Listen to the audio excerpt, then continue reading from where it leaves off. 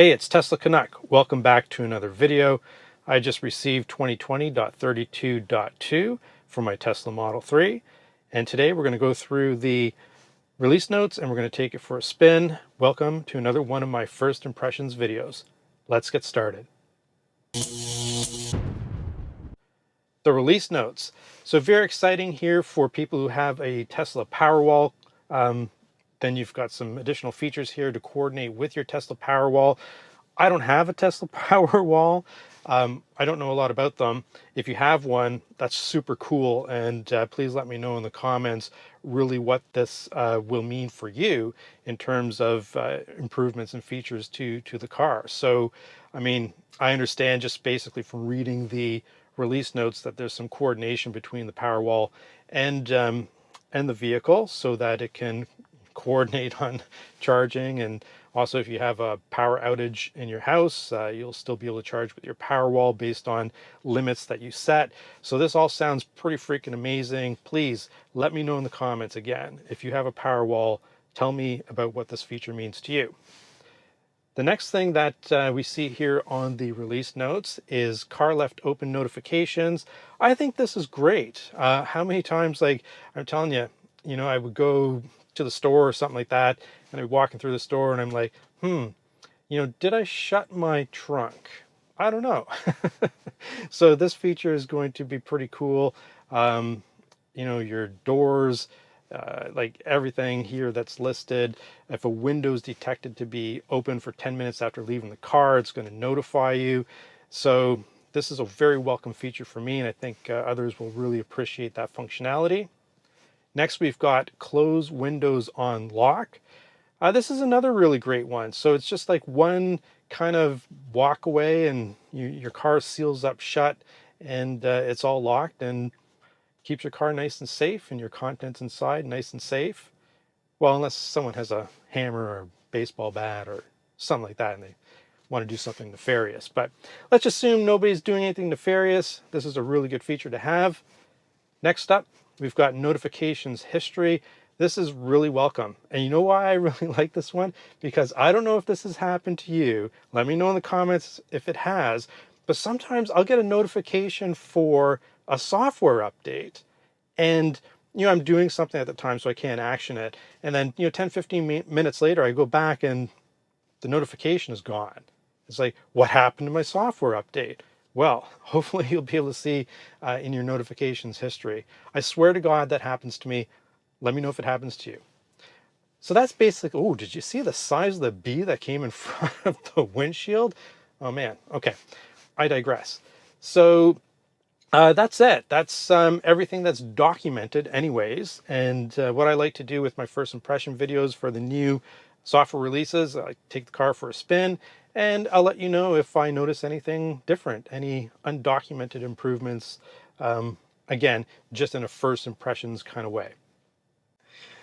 All right, now we're getting started here. So I didn't have to press the accelerator. Now I have to press it to go through the intersection. I thought it might go straight through because I was behind somebody, but I did have to press the accelerator there.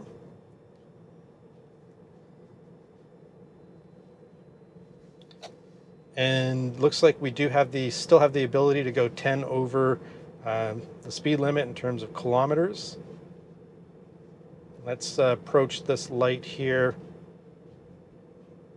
There's going to be no car in front of me, so it should slow down like it's slowing down now. I'm going to press the accelerator and, oh, that was interesting. Okay.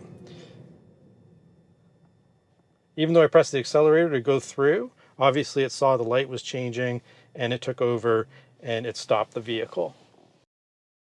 Now here I'm likely going to have to press the accelerator pedal in order to get started, unless there was something undocumented in this release. And correct, I had to press the accelerator there to get going.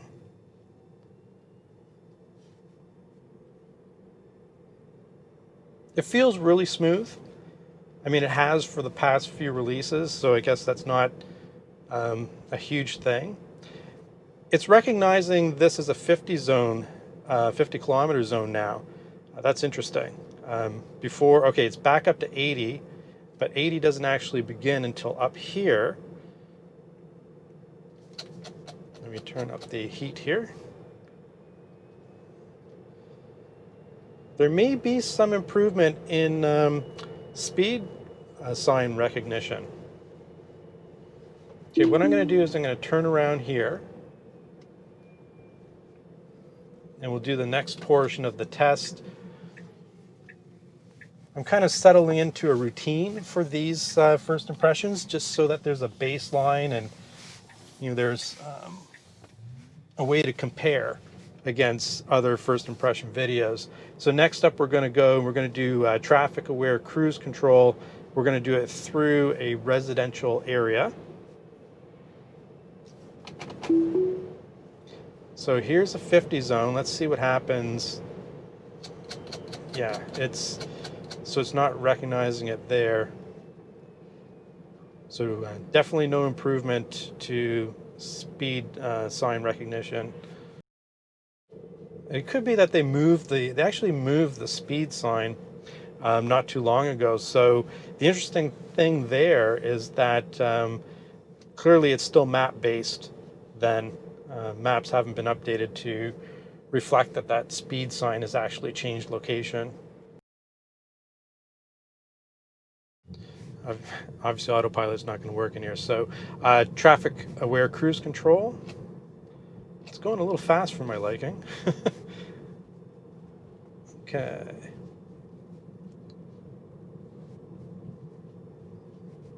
We've got a stop sign here.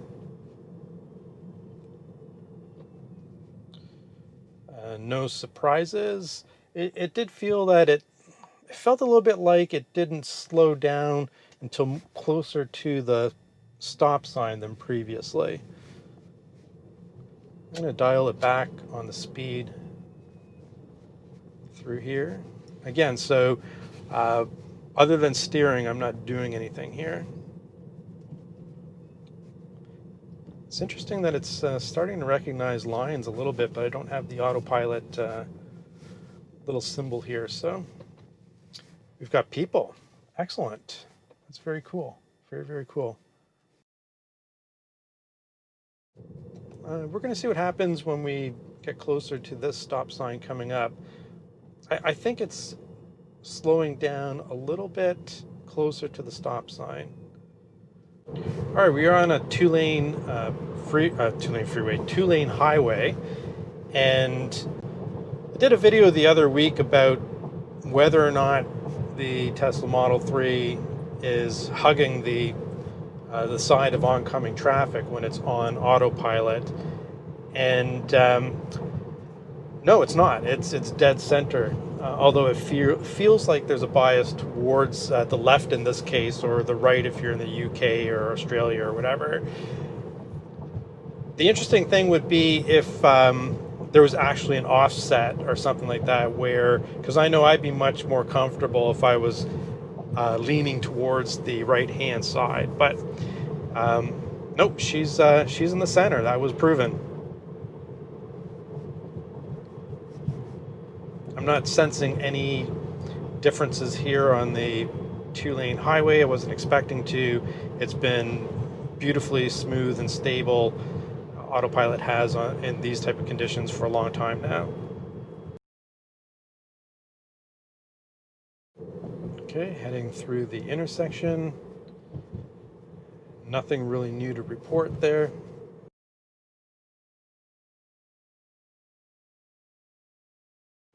There's a little lethargic getting going here. Picking up some steam.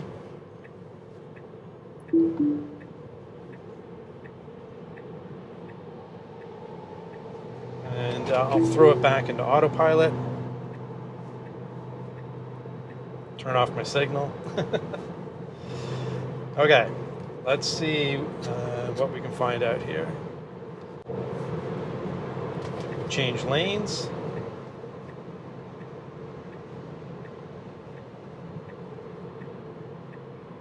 Very smooth. Again, it's hard to discern any differences nowadays. I mean, I remember back when each release, you would be able to feel a difference. The odd time there would be a step back and there'd be some type of wandering in the lane and stuff. But it's been quite solid for me since the last, many releases. Maybe let me know in the comments if you feel in a similar way, that it's pretty much nailed the ability to stay within its lane and do it in a very stable way. Let's take another lane change here. I'm going to speed it up a little bit. You'll see what happens when I go to change lanes here. I was wondering whether it was going to try to get in front of the Hummer or ease off and go behind it. I think easing off and going behind it was the right decision. Let's do another lane change. Dial it back a little bit. Okay, we see a truck coming on to the freeway here. I wanted to see if I could coordinate that better, but obviously there was no decision there. I was going to keep going straight in its lane.